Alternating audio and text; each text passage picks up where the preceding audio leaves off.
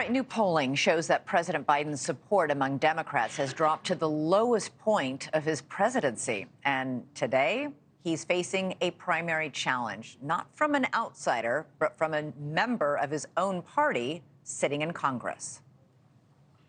I am today announcing my candidacy for the presidency of the United States of America.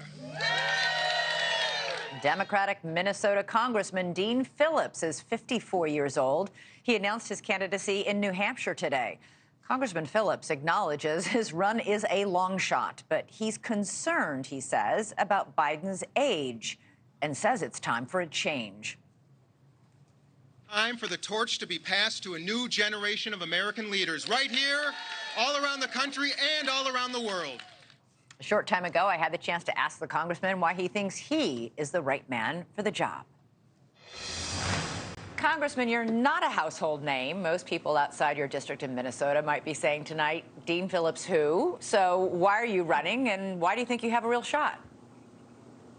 Well, Elizabeth, I'm running because that's what you do in democracy when you listen to voters who are saying with overwhelming clarity that they want a change, that they want a candidate who's different than the two front runners. I have to say I'm a fan of Joe Biden. I admire him. I voted for his policies.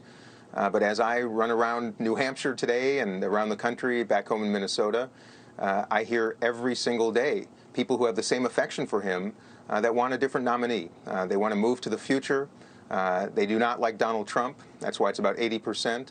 And it's time for change. And I think in democracy, our obligation is to listen to voters. And I believe in a democracy, we give people choices. We give them the freedom to make a different selection. Absent that, democracy dies. And that's what this is all about. And I'm going to be joyful about it. All right. You can be joyful, but you need to also hear some of the reaction, as I'm sure you expected it from some of your fellow Democrats, to your candidacy. They're calling it a long shot, a fool's errand, a wild goose chase, a vanity project.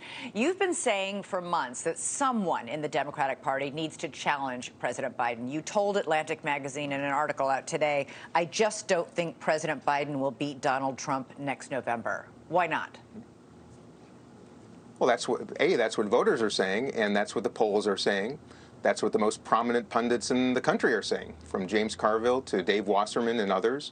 ABC News, of course, had a poll last week that shows Joe Biden losing to Donald Trump by 9 points. Bloomberg poll last week shows Joe Biden losing 5 of the 6 battleground states and facing historically low approval numbers. It doesn't surprise me that the political industrial complex and the institution, if you will, would demean and diminish anyone's candidacy, including mine. But that's the problem right now in the country. You've got a class of people in Washington who are increasingly disconnected from the very people that we are supposed to be serving. And I think that's why people should have choices. And by the way, if I do not succeed, I will wrap this campaign up. I will get behind whoever the nominee is, including President Biden, and do everything I can to ensure a Democrat wins, because the alternative is exactly what I'm trying to prevent. And that is what is going to happen right now if we do not make a change. Thanks so much for watching. Go to joinnn.com to find NewsNation on your television provider. And don't forget to click the red subscribe button below to get more of NewsNation's fact-driven, unbiased coverage.